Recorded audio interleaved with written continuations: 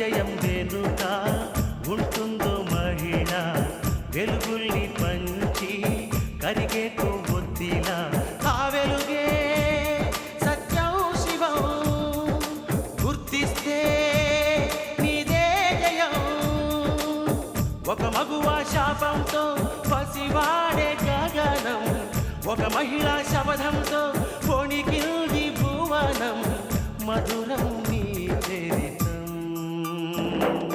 సాహసమే నీ ఆయుధం సాధించే నీ ఆశయం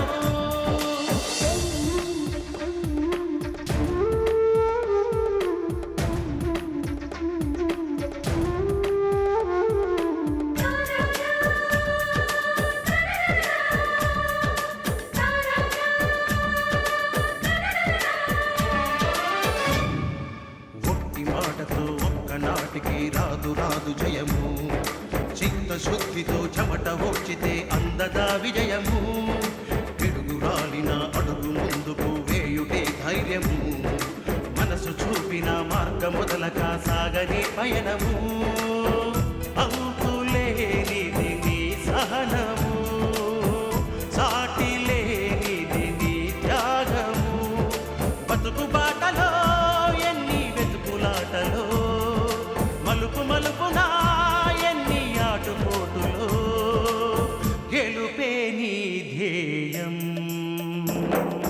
సాహసమే నీ ఆయుధం సాధించే నీ ఆశయం సాహసమే నీ ఆయుధం సాధించే నీ ఆశయం కొంగు చాచి యాచిస్తున్నానమ్మా, నాకు పతి భిక్ష పెట్టమ్మా. అమ్మా, మీరు కొంగు చాచి యాచించినా కన్నీళ్లు పెట్టుకున్నా జరిగేది జరగాల్సిందే. నేరం చేసిన వాళ్ళెవరైనా సరే, ఆఖరికి ఆ దేవుడైనా సరే శిక్ష అనుభవించాల్సిందే. సృష్టి స్థితి లయలు ఆ దేవుని చేతుల్లో తప్ప మన చేతుల్లో లేవు. కొంగు చాచి నన్ను అడిగే బదులు ఆ దేవుని ప్రార్థించండమ్మా. ఇంతకు మించి నేనేం చెప్పలేను.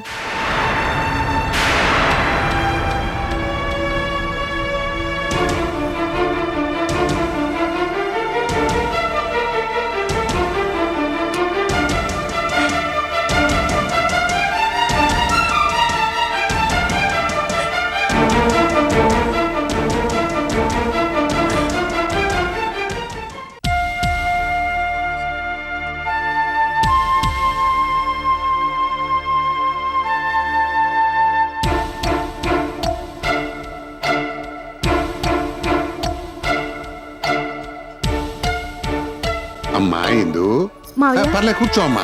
మర్యాద అనేది మనసులో ఉండాలి. ఇదిగోనమ్మా పట్టు చీర, దీని ఖరీదు 10,000 రూపాయలు. నీకోసమని చెప్పి కాంచీపురం నుంచి తెప్పించాను. నీకెలాంటివి నచ్చుతాయో నాకు బాగా తెలుసు కదమ్మా, తీసుకో. అమ్మా, నేను మీ పెద్దన్నయ్య నాయుడు మే ముగ్గురం జానకిని చంపాలి అనుకున్నాం. మా ముగ్గురులో ఏ ఒక్కరి వల్లనో జానకి చనిపోయింది. ఎవరి వల్ల చనిపోయింది అన్నది నీ ఒక్కదానికి మాత్రమే తెలుసు. అమ్మా ఇందు, నీ పుట్టి బుద్ధి ఎరిగాక ఎన్నో తప్పులు చేశానమ్మా. నా అదృష్టవశాత్తు ఏ ఒక్క తప్పుకి శిక్ష పడలేదు. కానీ ఒక మంచి కోసం జానకిని చంపాలి అనుకున్నాను. ఇందు, నా కూతురు కాపురం నిలబెట్టుకోవడం కోసమే ఆ పని చెయ్యాలి అనుకున్నాను. నా వల్ల జానకి చనిపోలేదమ్మా. అయితే నేనక్కడి నుంచి వెళ్ళిపోయిన తర్వాత నా హత్యా ప్రయత్నం మూలంగానే జానకి చనిపోయి ఉంటే ఆ సంగతి నువ్వు కోర్టులో చెప్పకూడదమ్మా. అమ్మా ఇందు, నా గురించి నువ్వు ఈ సహాయం చేయక్కర్లేదమ్మా. మీ అత్తయ్య మొహం చూసి నాకు శిక్ష పడకుండా చూడమ్మా. ఎందుకంటే నాకేదైనా ప్రమాదం జరిగింది అంటే మీ అత్తయ్య బతకదు. మీ అత్తయ్య లేకపోతే మా బావ, అదే మీ నాన్న లేడు. అన్నా చెల్లెళ్ళ ప్రేమానురాగాలను దృష్టిలో పెట్టుకునైనా నువ్వు ఈ సహాయం చేసి పెట్టాలమ్మా. ఇవి చేతులు కావు. నా బ్రతుకు, మీ అత్తయ్య పసుపు కుంకాలు నీ సాక్ష్యం మీదే ఆధారపడున్నాయమ్మా. మావయ్య, సృష్టి స్థితి లయలు ఆ దేవుని చేతుల్లో తప్ప మన చేతుల్లో లేవు. నన్ను అడిగే బదులు ఆ దేవుని ప్రార్థించండి మావయ్య. ఇంతకు మించి నేనేం చెప్పలేను.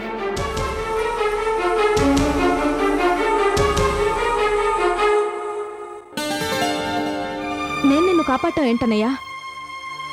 అవునమ్మా, నువ్వే నన్ను కాపాడాలి. ఇందు, ఈరోజు ఇంటిల్లిపాది సుఖ సంతోషాలతో సిరి సంపదలతో ఉండటానికి కారణం నువ్వే. నువ్వు పుట్టిన తర్వాతే నాన్నగారికి కలిసి వచ్చింది, అంతస్తు పెరిగింది, గౌరవ మర్యాదలు పేరు ప్రఖ్యాతలు పెరిగాయి. ఒక్క మాటలో చెప్పాలంటే మా పాలిట అదృష్ట దేవతవు నువ్వు. ఆ సంతోషం, ఆ ఆనందం కలకాలం కొనసాగాలంటే అది నీ చేతుల్లోనే ఉందమ్మా. నీకు తెలియదని కాదు, అయినా చెప్పటం నా ధర్మం. అందుకే జరిగిందంతా చెప్పాను. నాకు తెలిసి జానకి నా వల్ల చావలేదు. ఒకవేళ నేను అక్కడి నుంచి వచ్చిన తర్వాత నా హత్యా ప్రయత్నం వల్లే జానకి చనిపోయిందేమో నాకు తెలియదు. తెలిసిందాను నువ్వే. ఒకవేళ జానకి నా వల్లే చనిపోతే ఆ నిజాన్ని కోర్టులో చెప్పొద్దమ్మా. ఏం చేస్తావు నాకు అనవసరం. నన్ను మాత్రం హంతకుని చేయకమ్మా. అమ్మా నాన్నల మొహం చూసి నీ పెద్దొదిన సీత పసుపు కుంకాలు కాపాడమ్మా.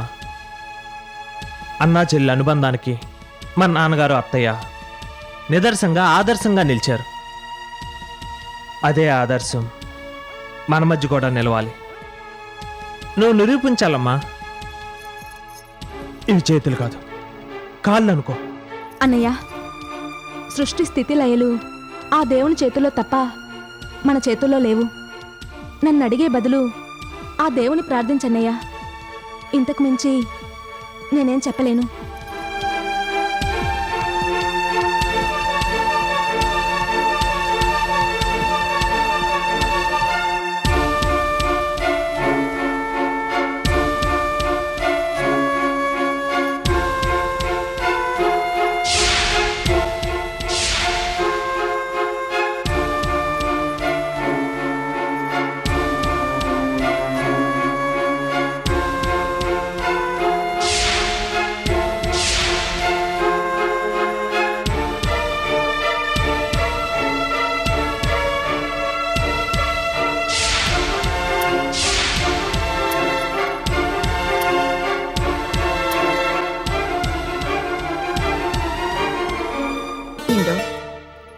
పాలు తాగమ్మా.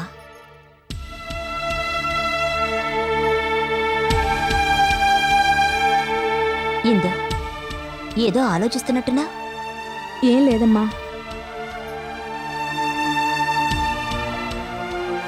అమ్మా, నాతో ఏమైనా చెప్పాలా? అమ్మా ఇందు, నేరం చేసిన వారెవరైనా సరే, ఆఖరికి ఆ దేవుడైనా సరే శిక్షింపబడాలనేదే మీ నాన్నగారి సిద్ధాంతం. అదేవిధంగా నేరం చేయనివాడు కూడా శిక్షింపబడకూడదనేది ఆయన సిద్ధాంతం. మీ నాన్నగారి సిద్ధాంతాలే నా సిద్ధాంతాలు కూడాను, మా ఇద్దరి సిద్ధాంతాలే నీ సిద్ధాంతాలు కూడాను. జానకి హత్య కేసులో జయకృష్ణ, బలరామన్నయ్య, నాయుడు గారు ముగ్గురు ముద్దాయిలుగా ఉన్నారు.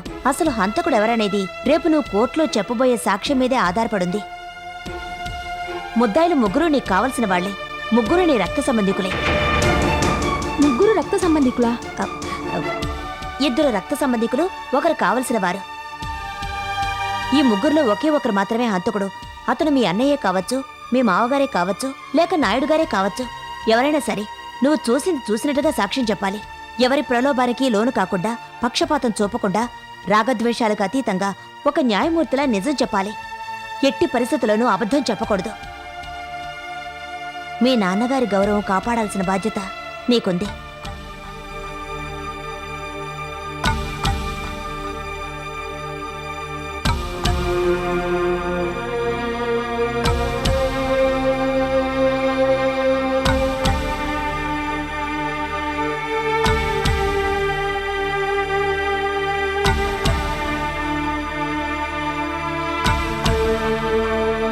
Order order order.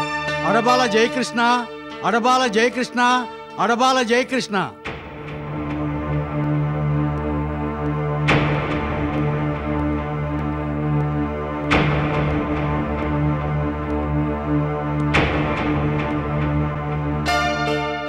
నమస్కారం.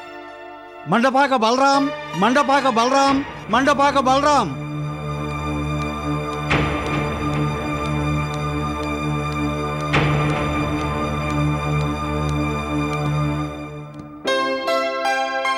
రావూరు నరసింహనాయుడు, రావూరు నరసింహనాయుడు, రావూరు నరసింహనాయుడు.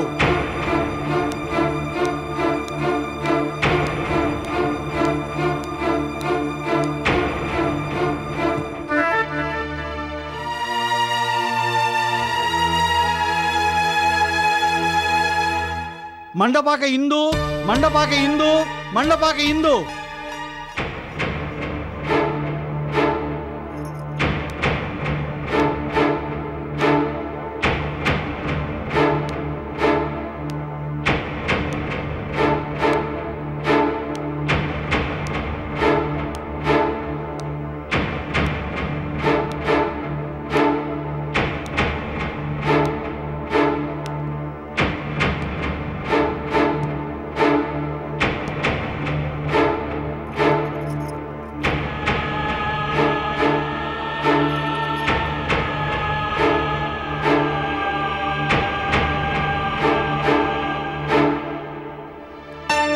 దేవుడి మీద ప్రమాణం చేసి దేవుని మీద ప్రమాణం చేసి అంతా నిజమే చెప్పు, అంతా నిజమే చెప్తాను, అబద్ధం చెప్పను. అబద్ధం చెప్పను. మిస్టర్ పబ్లిక్ ప్రాసిక్యూటర్, మీ విచారణ ప్రారంభించవచ్చు. Thank you your honour. చూడమ్మా ఇందు, జానకి హత్య కేసులో ఏకైక సాక్షి మీరే.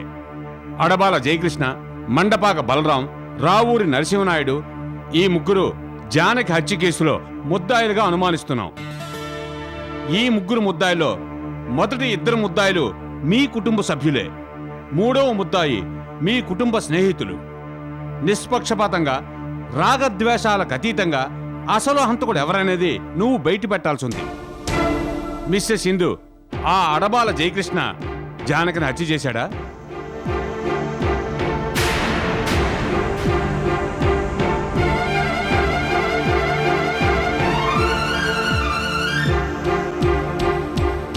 చెప్పమ్మా, జయకృష్ణ హత్య చేశాడా? చెప్పు.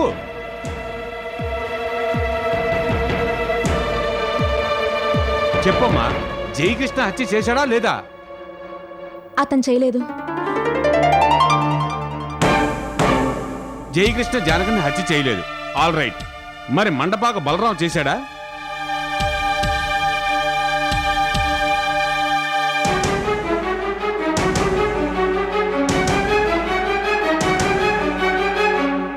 చెప్పమ్మా, మండపాక బలరాం చేశాడా?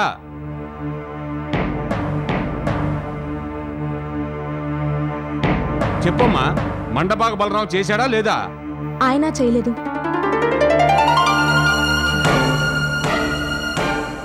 మీ కుటుంబ సభ్యులిద్దరూ చేయకపోతే మరి ఆ హత్య ఈ రావూరు నరసింహనాయుడు చేశాడా?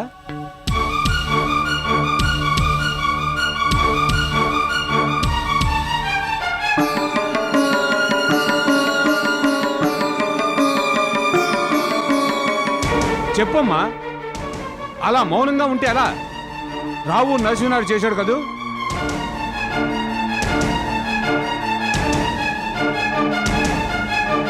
చెప్పమ్మా, చేశారా లేదా?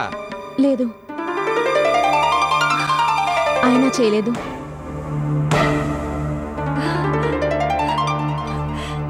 ఈ ముగ్గురు ముద్దాయిలు జానకిని హత్య చేయలేదు అంటున్నావు. మరి ఈ ముగ్గురు కాక వేరే ఇంకెవరైనా హత్య చేశారంటావా?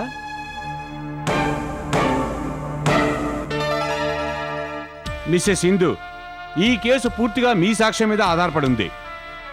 జానకిని హత్య చేసింది ఈ ముగ్గురు కాకపోతే మరి ఇంకెవరు? చెప్పమ్మా, నీ సమాధానం కోసం కోర్టు హాల్ అంతా ఎదురు చూస్తుంది. కోర్టులో నిజమే చెప్తానని ప్రమాణం చేశావు. జానకిని హత్య చేసింది ఎవరు? అసలు ఏం జరిగింది? మా పెద్దన్నయ్య జయకృష్ణ హతురాలు జానకి వల్ల పడి మా వదినను నిర్లక్ష్యం చేశాడు. తన కాపురం నిలబెట్టమని మా పెద్దోదిన మా తమ్ముడు బాలాజీని కోరింది. కొన్ని కారణాల వల్ల మా తమ్ముడు బాలాజీ జానకి దగ్గరికి వెళ్ళలేకపోతూ తన బాధ్యత నాకు అప్పగించాడు. మా పెద్దోదిన కాపురం నిలబెట్టాలన్న సదుద్దేశంతో నేను జానకి ఇంటికి వెళ్ళాను.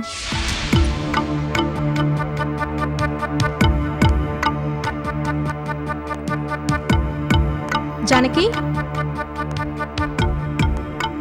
జానకి, జానకి,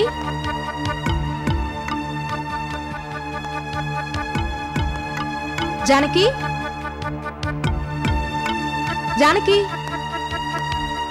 హలో మరదలా రారా చూసి చాలా రోజులైంది నువ్వెలా ఉన్నావు నేను ఎలా ఉంటే నీకెందుకు? అదేంటి మరదలా అలా అంటావు రాక రాక వచ్చావు ఏం కావాలి మా అన్నయ్య కావాలి. ఆ మీ అన్నయ్య నవ్వులాట చాలు. మీ అన్నయ్య ఇక్కడ లేడు నా దగ్గర నుంచి మీ వదిన ఎప్పుడో తన్నుకుపోయింది అయినా మీ అన్నయ్య నేనేమైనా కిడ్నాప్ చేశాను అనుకున్నావా కిడ్నాప్ కన్నా ఎక్కువగా నీ గుప్పెట్లో పెట్టుకున్నావు. అదేమి నా తప్పు కాదే మీ అన్నయ్య బలహీనత మా అన్నయ్య బలహీనత వల్లే నీ ఆటలు సాగుతున్నాయి. ఆ జానకి నేను చెప్పేది సరిగ్గా విను. నీ విషయంలో మా పెద్దన్నయ్య చేసింది తప్పే. దానికి నేను క్షమాపణ చెప్తున్నాను. ఏ క్షమాపణలు నాకెందుకే అదేమైనా కూడు పెడుతుందా నష్టపరిహారంగా 1 కోటి రూపాయలు అడిగావట. నిజానికి అది చాలా తక్కువ మాకెక్కువ. 1 కోటి ఇచ్చుకోలేం. 25 లక్షలైతే సర్దుబాటు చేయగలను. సర్దుబాట్లు సరిదిద్దుబాట్లు నాకు సరిపడవు మరదలా మీ మామయ్య బలరాం వచ్చి బేరమాడాడు చీకొట్టాను అంతకు ముందు మీ తమ్ముడు బాలాజీ వచ్చి బతిమాలాడు నో అన్నాను ఇప్పుడేమో నువ్వొచ్చి సగానికి సగం తగ్గించేస్తానంటున్నావు అవును సగానికి సగం తగ్గించేయడానికి ఇదేమైనా పుచ్చంకాయల బేరం అనుకుంటున్నావా నేను అడిగిన 1 కోటి రూపాయలు ఇవ్వాల్సిందే దీనిలో బేరసారాలేమీ ఉండవు. 1 కోటి తీసుకుని నువ్వేం చేస్తావు? ఏడ్చినట్టుంది వెదవ ప్రశ్న నువ్వును ఏదో ఒకటి చేస్తానులే. పెళ్లి చేసుకుంటావా? చేసుకుంటానంటే చెప్పు. నీకు తగిన మంచి సంబంధం చూసి పెళ్లి జరిపిస్తాను. చేసుకుంటాను. మీ అన్నయ్యతో పెళ్లి జరిపి. జానకి ప్రస్తావన పక్కదారి పట్టించొద్దు. తెగిన గాలిపటంలా ఎన్నాళ్ళని బతుకుతావు? బ్రతికేది 3 నాళ్ళైనా హాయిగా ఆనందంగా బతకాలి. నువ్వు చెప్పినట్టే బతకాలని నేను కళ్ళు కన్నాను కానీ మీ అన్నయ్య లాంటి లోఫర్ గాళ్ళు నా జీవితంతో చెడుగుడాడారే ఇంకెక్కడ బ్రతకడం మరదలా గత జీవితానికి స్వస్తి చెప్పి నేనిచ్చే 25 లక్షలతో కొత్త జీవితం ప్రారంభించు. ఎదుటి వాళ్ల కోసం కాకుండా నీ కోసం నువ్వు బ్రతకడానికి ప్రయత్నించు. రేపు ఇదే టైంకి వస్తాను. నీ అభిప్రాయం ఏంటో చెప్పు. పావే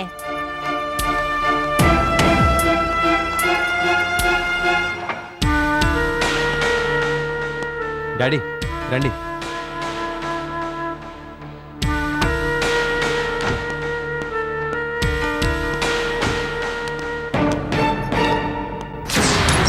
జానకి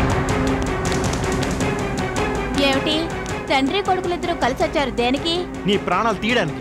నా ప్రాణం తీయడానికా? అంటే మీ ఇద్దరికి ప్రాణభయం లేదా? అశోక్ ఏయ్ ఆగు. జానకి మా అల్లుడిని విడిచిపెట్టడానికి నీకెంత కావాలి? 1 కోటి రూపాయలు కావాలి. దానిలో 1 పైసా తక్కువైనా మీ అల్లుడిని వదలను. వదలవా? నువ్వు వదలను అంటే చూస్తూ ఊరుకోవడానికి మేము ఎదురు గాజులు తొడుకున్నావా? ఇదిగో మర్యాదగా చెప్తున్నాను, మా బావను వదిలేసాయి. 1 కోటి ఇస్తే వదలకుండా ఎందుకుంటాను? కోటి కాదే నీకు కోటింగ్ ఇస్తా. అశోక్ అశోక్ ఆగు. నేను మాట్లాడుతుంటే మధ్యలో నువ్వెందుకు ఆవేశపడతావు? దీనికి మర్యాద ఇచ్చి లాభం లేదు డాడీ. ఏం చేస్తావురా? ఏం చేస్తావు? రారా నీకు దమ్ముంటే రారా. నీకు మూతి మీద మేస నీకు అసలు మూతి మీద మేసం ఎక్కడుందిరా? పేడు మొహం నువ్వును.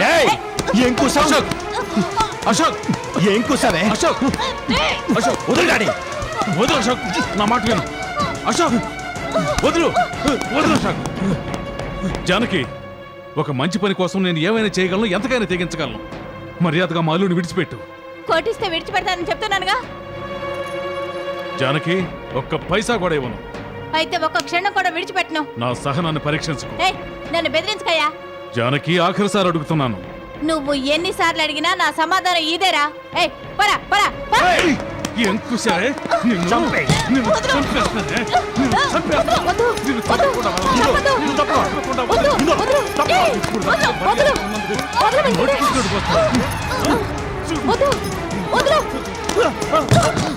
చంపదండి. వద్దు వద్దు ఇదో నువ్వు తప్పుకో. వద్దు వద్దు వద్దు.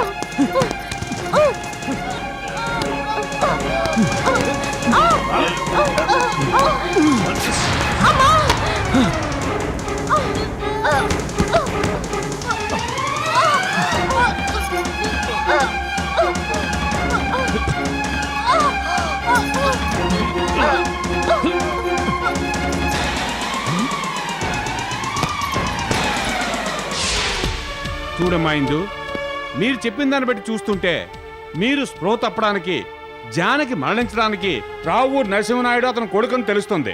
కానీ మీరు ఆయన ఆ హత్య చేయలేదు అంటున్నారు. దీన్ని మేము ఎలా నమ్మాలి? నేను స్పృహ తప్పడానికి కారణం నాయుడు గారే, కానీ జానకిని హత్య చేసింది ఆయన కాదు.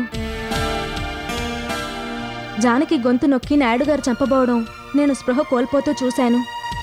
కాసేపటికి తిరిగి నేను స్పృహలోకొచ్చాను.